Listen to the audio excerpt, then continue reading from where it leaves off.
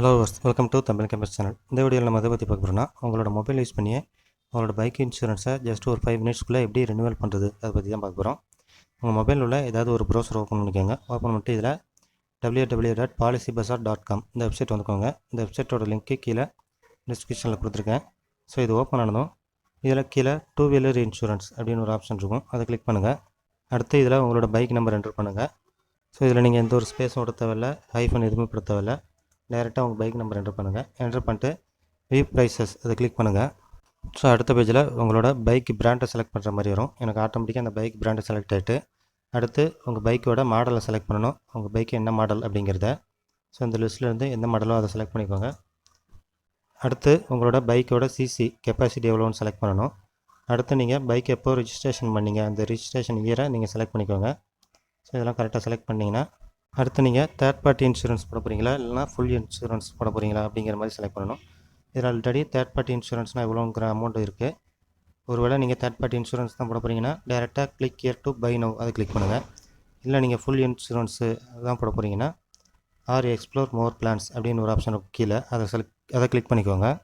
அடுத்து உங்களோட current policy expiry ஆகி எவ்வளோ நாள் ஆகுது அப்படின்னு கேட்குறாங்க. எக்ஸ்பைரி ஆகலை, ஆக்டிவில் தான் இருக்குன்னா நாட் எக்ஸ்பைரி அது ஃபஸ்ட் ஆப்ஷன் செலக்ட் பண்ணிக்கோங்க. அடுத்து எக்ஸ்பைரி ஆகி 90 நாளுக்குள்ளே தான் இருக்குது அப்படின்னா செகண்ட் ஆப்ஷன் செலக்ட் பண்ணிக்கோங்க. அடுத்து எக்ஸ்பைரி ஆகி 90 நாளைக்கு மேலே ஆகிட்டு அப்படின்னா தேர்ட் ஆப்ஷன் செலக்ட் பண்ணிக்கோங்க.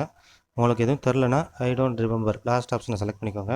இப்போ நீங்கள் கொடுத்த டீட்டெயிலுக்கு தகுந்த மாதிரி என்னென்ன தேர்ட் பார்ட்டி இன்சூரன்ஸ்லாம் இருக்குது, அதை எந்தெந்த கம்பெனிலாம் இஷ்யூ பண்ணுறாங்க, எவ்வளோ அமௌண்ட்டு அப்படிங்கிற டீட்டெயிலு உங்களுக்கு ஷோ ஆகும். ஸோ அடுத்து இதில் மேலே லெஃப்ட் சைடில் டாப்பில் பிளான் டைப் பண்ணிருக்கும், அதை கிளிக் பண்ணி நீங்கள் எத்தனை வருஷத்துக்கு உங்களுக்கு இன்சூரன்ஸ் ரினியூவல் பண்ண போகிறீங்க அப்படிங்கிறத செலக்ட் பண்ணிக்கலாம். 1 இயர் 2 இயர் 3 இயர் இருக்குது. நான் இப்போ 1 இயரே செலக்ட் பண்ணிக்கிட்டேன். ஸோ இப்போ இந்த லிஸ்ட்டில் உங்களுக்கு எந்த இன்சூரன்ஸ் கம்பெனியோட பாலிசி சூட்டபுளாக இருக்கோ அதுக்கு நேராக உள்ள அந்த அமௌண்ட்டை கிளிக் பண்ணுங்கள். இப்போ அடுத்த பேஜில் இந்த வெஹிக்கிள் ஓனரோட டீட்டெயில் என்டர் பண்ணணும். இதில் டைட்டிலில் ஃபஸ்ட்டு நீங்கள் மிஸ்டரா மிஸ்ஸஸா அப்படிங்கிறத செலக்ட் பண்ணிக்கோங்க. அடுத்து ஃபுல் நேம், இதில் உங்களோட நேம் என்டர் பண்ணிக்கோங்க. அதாவது உங்களோட வண்டி யார் நேமில் இருக்கோ, ஆர்சி புக்கில் யார் நேம் இருக்கோ அவங்களோட நேம் இதில் என்டர் பண்ணுங்கள். அடுத்து உங்களோட மொபைல் நம்பர் என்டர் பண்ணுங்கள். உங்களோட இமெயில் ஐடி என்டர் பண்ணுங்கள். உங்களோட கம்யூனிகேஷன் அட்ரஸ் அதை என்டர் பண்ணிக்கோங்க. அடுத்து உங்கள் சிட்டி ஸ்டேட்டு இதெல்லாம் கரெக்டாக செலக்ட் பண்ணிக்கோங்க. செலக்ட் பண்ணிட்டு கீழே உங்களோட பின்கோடு உங்களோட ஏரியா பின்கோடு என்டர் பண்ணுங்கள்.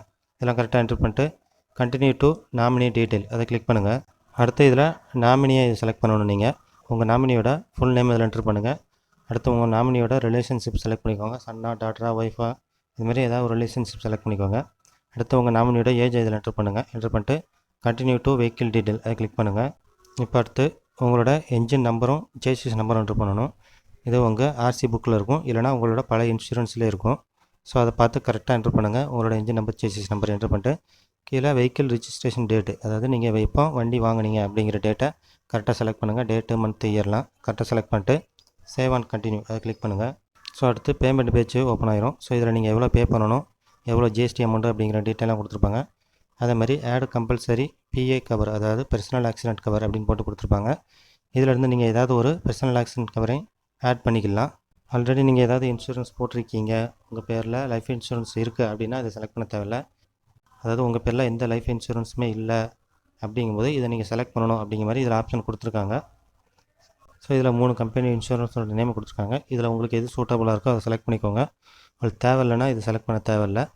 ஸோ அடுத்து கீழே ஒரு பாக்ஸ் இருக்கும், செக் பாக்ஸு, அதை டிக் பண்ணிக்கோங்க. டிக் பண்ணிட்டு பே செக்யூர்லி அதை கிளிக் பண்ணுங்கள்.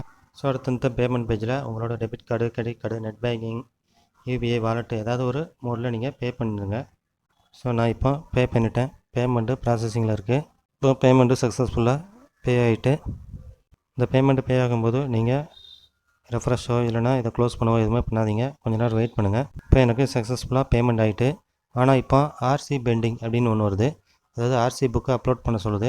முன்னாடிலாம் இதேமாரி ஆர்சி புக்கு அப்லோட் பண்ணுற மாதிரி ஆப்ஷன் கேட்கல, ஆனால் இப்போ ஆர்சி புக்கு அப்லோட் பண்ணுற மாதிரிலாம் ஆப்ஷன் கேட்குறாங்க.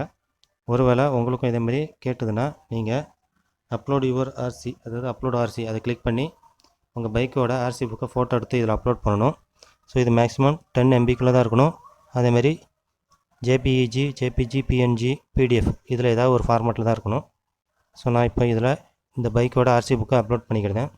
ஸோ இப்படி அப்லோட் பண்ணதுக்கப்புறம் அவங்க இந்த ஆர்சி புக்கையும் நீங்கள் கொடுத்த டீட்டெயிலையும் வெரிஃபிகேஷன் பண்ணுவாங்க. எல்லாம் கரெக்டாக இருந்ததுன்னா உங்களோட இன்சூரன்ஸ் காப்பியை நீங்கள் இதில் என்டர் பண்ண மெயில் ஐடிக்கே அனுப்பிச்சி விட்ருவாங்க.